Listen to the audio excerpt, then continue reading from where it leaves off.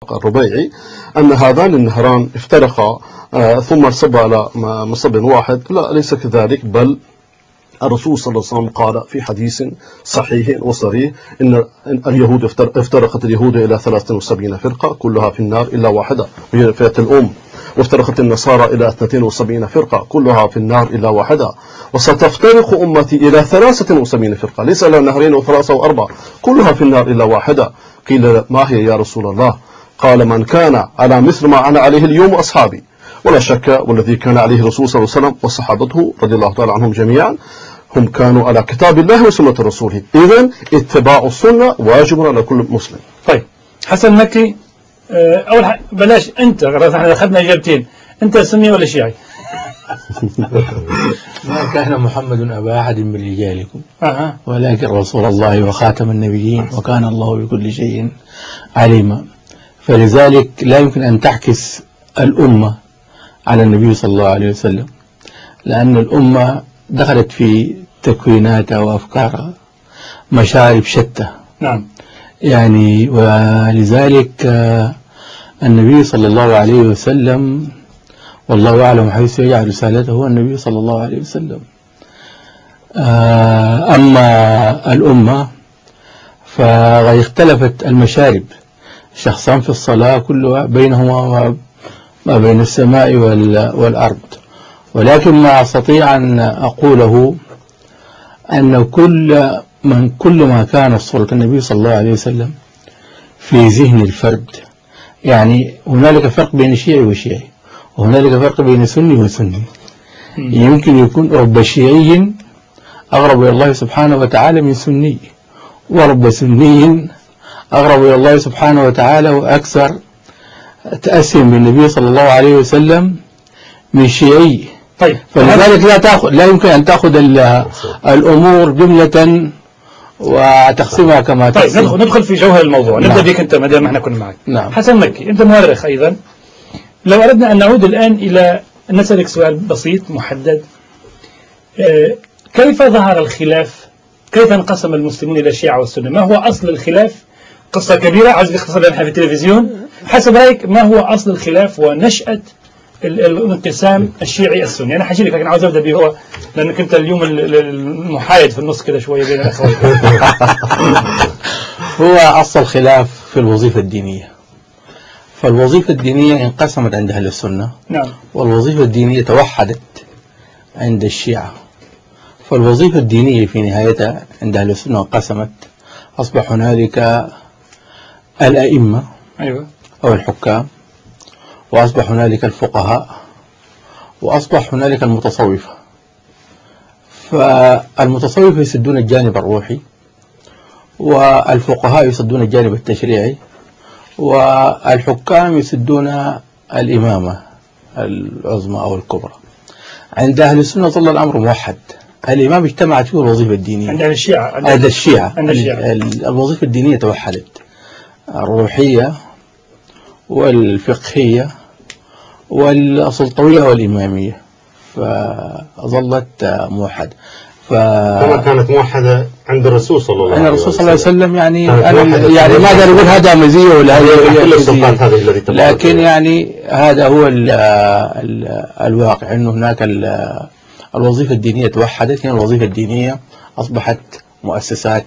طيب أبو بن سربلوشي، خلينا ندخل في هذا الموضوع نغوص فيه أكثر.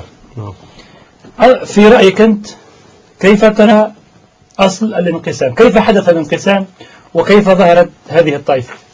كان الناس على ما دعا الرسول صلى الله عليه وسلم على اجتماع وتآلف واعتصام بحبل الله تعالى، إلى أن حدث مارقة في الإسلام وهم الخوارج الذين كانوا من شيعة سيدنا علي رضي الله تعالى عنه، ثم خرجوا عليه فاسمهم خوارج. وبعد ذلك خرج بدعة التشيع، وبعد ذلك كثرت البدع وكل ما ابتعدنا عن الدار النبوية عن منبع الوحي، وكثرت الفرق والتشتت. والآن نحن لا نتكلم عن الأشخاص، إنما نتكلم عن المناهج. وأنا لا أوافق أخي الفاضل في تقسيمه هذا أن المنهج اختلفت عند السنة وتوحدت عند الشيعة. ما أدري من أين استقرأ هذا، يا ريت لو يشرح هذا الموضوع. ولكن أنا أفضل أن نعود إلى المنهج لاحقا دلوقتي في المسألة التاريخية. نعم. نريد أن نعرف، إذا أنت تقول كلامك هذا يعني أنك ترد الانقسام إلى العقد الرابع في الهجرة، يعني بالتاريخ الهجري، يعني تعني في حياة سيدنا علي بن أبي طالب حصل الخلاف أو بعدها؟ لا، أصل الخلاف بدأ بعد فتنة قتل سيدنا عثمان. أيوة. لما اقتتل عثمان الناس انقسموا فريقين، شيعة عثمان وشيعة علي بعد ذلك. ولكن هناك نقطة مهمة، هذه الخلافات الموجودة اليوم بين الشيعة والسنة لم تكن بين أصحاب علي وأصحاب معاوية الذين تقاتلوا في الصفين. نعم، هذه الخلافات استحدثت بعد ذلك ثم تلبست بلباس التشيع. نحن الآن في الجزء الأول عشان نفهم، من أجل أن نفهم الموضوع نعود الآن قليلا إلى التاريخ. حصل الخلاف، تقول ظهر الخوارج. نعم. ثم ظهر شيعة الإمام علي. هكذا الأمر. هكذا. ولأي سبب كان هذا؟ لخلاف تأويل الدين أم لخلاف على السنة؟ لا، أصل الفتنة كان من عبد الله بن السبا اليهودي الذي جيش الجيوش وتسبب في قتل سيدنا عثمان رضي الله تعالى عنه، الذي دافع عنه سيدنا شباب أهل الجنة سيدنا حسن وحسين وسيدنا علي رضي الله تعالى عنه نفسه. وجيء بسيدنا علي رضي الله تعالى إلى الخلافة رغم أنه وهو لا يريدها. وفي هذه الفترة بما أن خليفة المسلمين قتل واستشهد، انقسم المسلمون إلى فريقين، فريق يريد دم سيدنا عثمان، وفريق وهم مع سيدنا علي يقولون لا، الآن أنا ضعيف، هم يملكوننا ولا نملكهم، إذن فأمهلونا حتى نستبد بالأمر، حتى نتمسك بالأمر، بعد ذلك سنختص منهم. هذا كان الخلاف الوحيد بينهم، أي شيعة معاوية وشيعة علي. الشيعة بمعنى حزب، ليس بمعنى جماعة. لا يوجد مذهب بين الصحابة إطلاقا إلا اجتهادات شخصية وفي الفروع الفقهية، خلافا لعصرنا هذا.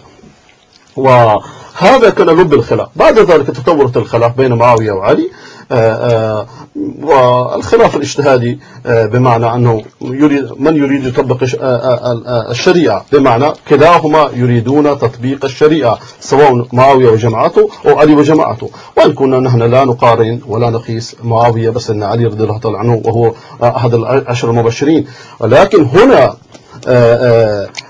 إسقاط هذا الواقع التاريخي على الخلاف الشيعي والسني غير صحيح إطلاقا، لأن هذه الخلاف أصل الخلاف إذن خلاف حول السلطة. بالضبط.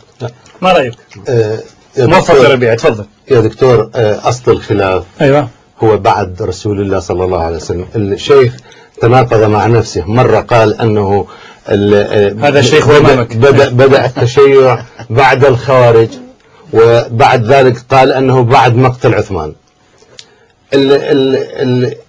التشيع بدأ. لم تنتبه كلامي. نعم. التشيع لم أقول لك خلاف. أنا البدع. نعم. بس هو البدع. من فضلك. تفضل. لا أنا بشان تفضل. الخلاف هو بدأ بعد وفاة الرسول صلى الله عليه وآله وسلم، عندما هناك مدرسة أو مجموعة من الصحابة سمعوا عن رسول الله صلى الله عليه وآله وسلم، وهذا موجود في البخاري وموجود في مسلم، أنه الرسول أوصى بعلي خليفة له. طيب فاسمح لي في البخاري بالله عليك. غدا هناك حلقة. أنا الآن أنت تقول أنا أتي بكتاب البخاري وأضع خطوط وعلامات على القارئ. اسمح لي من فضلك. الذي أوصى به رسول الله صلى الله عليه وسلم أنه هذا علي من كنت مولاه فهذا علي مولاه، اللهم والي من والاه وعاد من عاداه وانصر من نصره واخذل من خذله. هذا الحديث مروي في أغلب كتب الصحاح وفي كثير من المصادر الإسلامية الشيعية والسنية. فإذا الخلاف الأساسي هو أن هناك مدرسة تأتي أو مجموعة من الصحابة يؤمنون بالنص الذي ورد عن الرسول صلى الله عليه وسلم في توصية يعني وصى بعلي خلفه يكون خليفة بعده، ومجموعة من الصحابة لم يؤمنوا بذلك.